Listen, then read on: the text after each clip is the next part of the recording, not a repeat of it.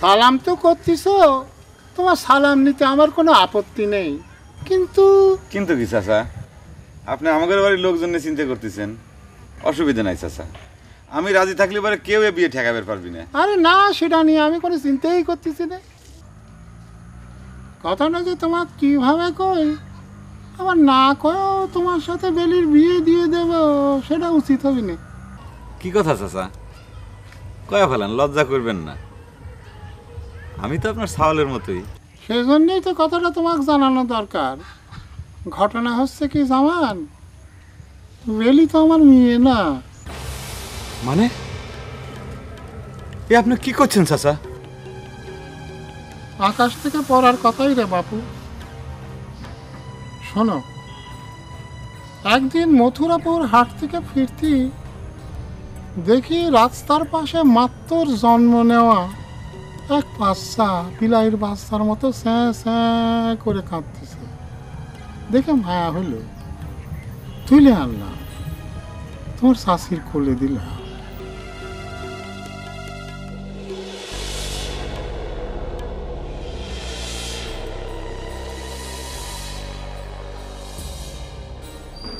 এখন তুমি চিন্তা করে দেখো, বাপের পরিচয় ছাড়া একটি মেয়ে তুমি বিয়ে করবে কি না?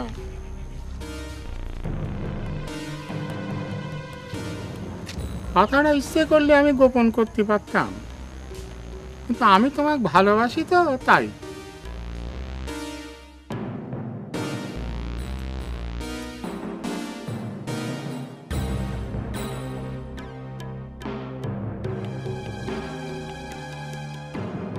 এবার দেখলে তো কিরাম করে ঘটনাটা মিলে গেল। আরে জামানের 2 নাম্বার করে কিরাম করে হাতটা ঠেকা দিল। নিজের জামাই তারে মানুষের সামনে খেতাবি করার, এগুলো কি সহ্য হয় নাকি? হ্যাঁ শোনো, ব্যাপারটা গেলাম খেতার মধ্যে থাকতে না, বুঝছো? সেরকম করে খেলা হচ্ছে, এরকম করে খেলা হলে পরে অঙ্গহানি নিশ্চিত হয়ে যেত।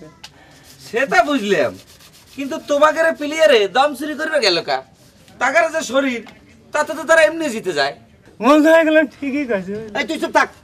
আরে ওইটাই তো ভেজাল মনের চক্রান্ত। ভেজাল মনের টাকা পয়সা দিয়ে আমাকে খেলোয়াড়ে কিনে নিছে না, আর তার প্রমাণে তো হইলো। যাই গাছ জামান করলাম, একটা ভালো ধান মারে দিচ্ছে, বুঝছো?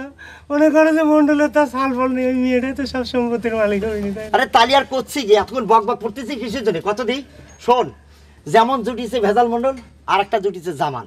এই জামান নাকি এই গায়ের বেস্ট প্লেয়ার, কয়টা খেলায় জিতেছে রে কদিনই। আসলে হয়েছে কি ভাই, বুঝছো? ভেজালটার জন্যই দুনিয়াটা তৈরি হয়েছে। আমরা যে সারাজন খাটে থাকলাম, খাটে থেকে আমরা কি পেলাম কত? কি করবে ক?